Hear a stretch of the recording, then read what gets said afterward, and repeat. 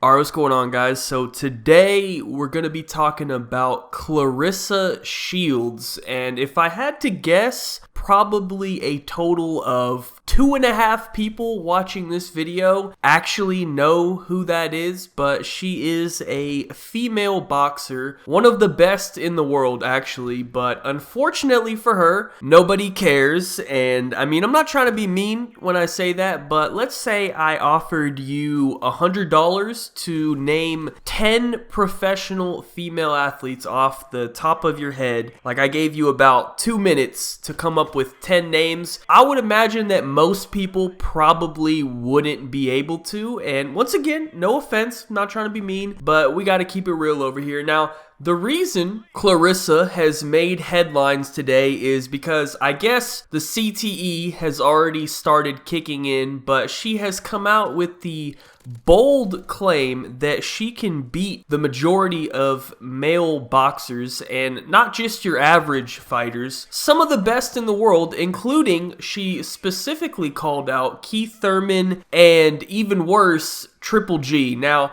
I just don't understand what it is with these female athletes trying to call out male athletes. Like, sports are segregated for a reason. If you were capable of competing against men, then guess what? You would be competing against men. It just doesn't make much sense to me, man. Is it just for the attention? I mean, I guess you could say it worked because here I am talking about it, so you got your attention. But man, if you wanted attention, could you not just post some ass pics on Instagram like a normal girl? I mean, you definitely would make yourself look a lot better. You know, you wouldn't look so stupid. But just for the sake of the video, let's pretend to take this seriously. So here are some pictures of Claressa Shields. I'll throw them up on the screen. I looked up her stats, and she's listed anywhere from 5'8 to 5'10, 165 pounds. So definitely a pretty big girl. We can say that, you know, big for a girl, no doubt. However, as far as actual muscle mass and athleticism, it's just not there. I mean, for a girl, she's looking pretty good. You know, she's pretty fit for a woman, but if you're going to be comparing yourself to men, you gotta do better than that, man. For example, someone like Cyborg. Now, that is a physical specimen of a woman right there. You know, she at least looks very comparable to most male athletes out there. But Claressa, on the other hand, I just don't get that same vibe, right? I want to point something out here, okay? Just think about what I'm about to say here, okay?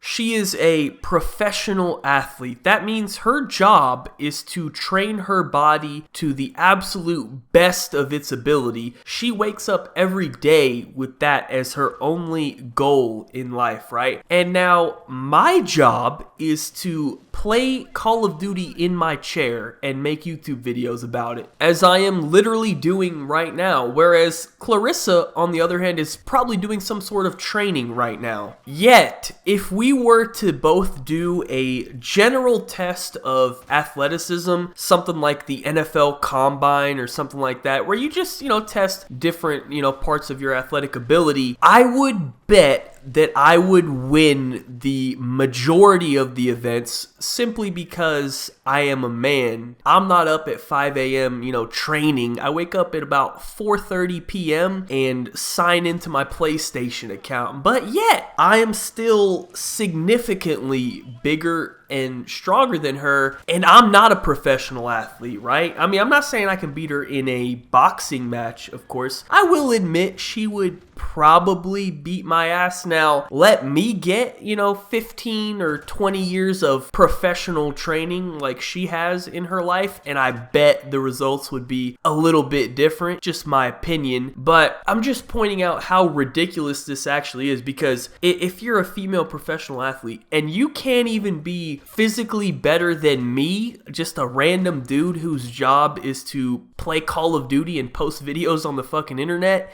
if you can't even beat me, then how do you expect to compare yourself to one of the top 5 pound for pound fighters in the world? Like, it just ain't adding up, you know what I mean? So that was really the main problem I had with what she said, you know, because I'm a big Triple G fan, and the actual fact that she had the audacity to mention Triple G. No disrespect to Thurman, He's a great fighter. He's amazing as well. I definitely think he would beat her as well. But the fact that she mentioned Triple G is crazy, because anyone here who's listening who knows anything about boxing knows that Triple G is literally known for having an incredible chin. Like, let this fact sink in real quick, okay? The guy has had over 400 fights, amateur and professional combined, and he has never even been knocked down. I'm not exaggerating when I say Triple G wouldn't even feel her punches. Like, she's literally not physically strong enough to affect him. He would walk straight through her punches like she wasn't even there and KO her in the first 2 minutes. I'm being generous when I say 2 minutes. It wouldn't even be classified as a real fight. It would be more like an assault. You guys ever notice that when a man hits another man, we call it a fight? When a girl hits another girl, we call it a fight. But when a man hits a woman, it's called assault. It's called abuse. It's a crime, right? There's a reason for that. And you don't have to believe me, you know, everything I've said so far, in my opinion, is just common sense. But of course, there's still some people out there in the world who might not agree with what I'm saying. So let me just give you some examples from other sports where this same sort of thing has happened. Let's start with tennis, okay? So I'm sure you guys all know Venus and Serena Williams, two of the best women's tennis players ever. And I guess, you know, one day they were feeling a little bit tough and they made the bold claim that they could beat male professional tennis players. Now, unfortunately for them, one of the men actually took them up on this offer. And the crazy part about this story is the man that played against them wasn't even very good himself as far as professionals go. He was the 203rd ranked men's player. So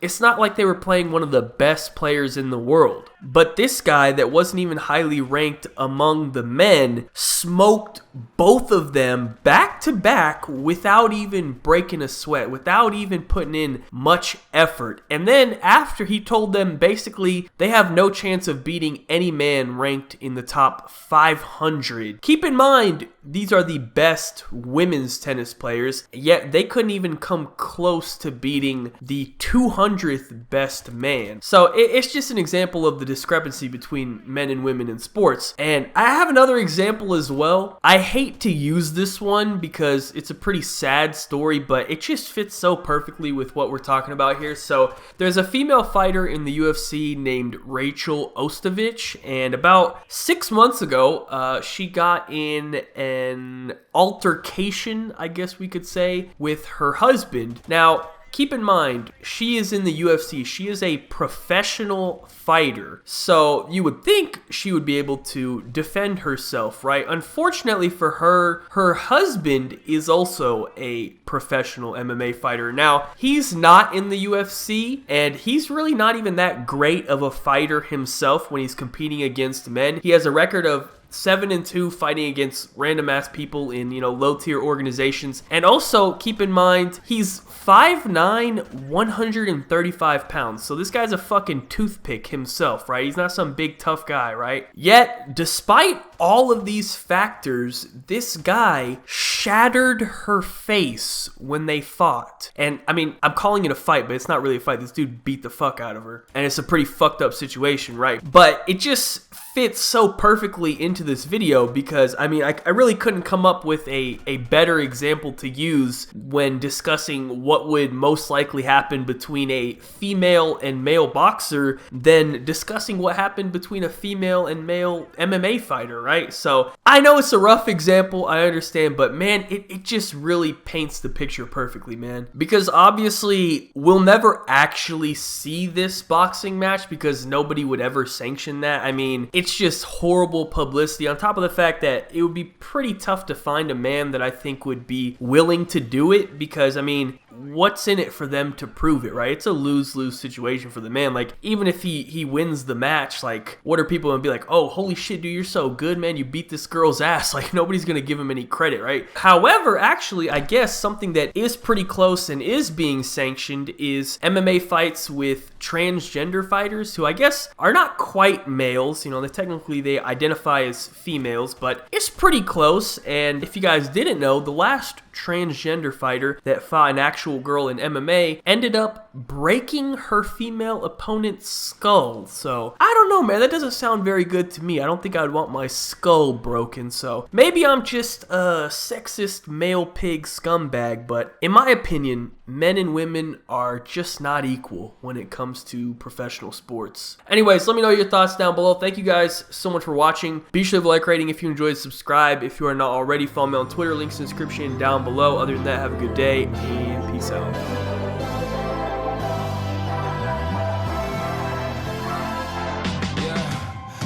Never ever find the right words, and there's no way this is real life.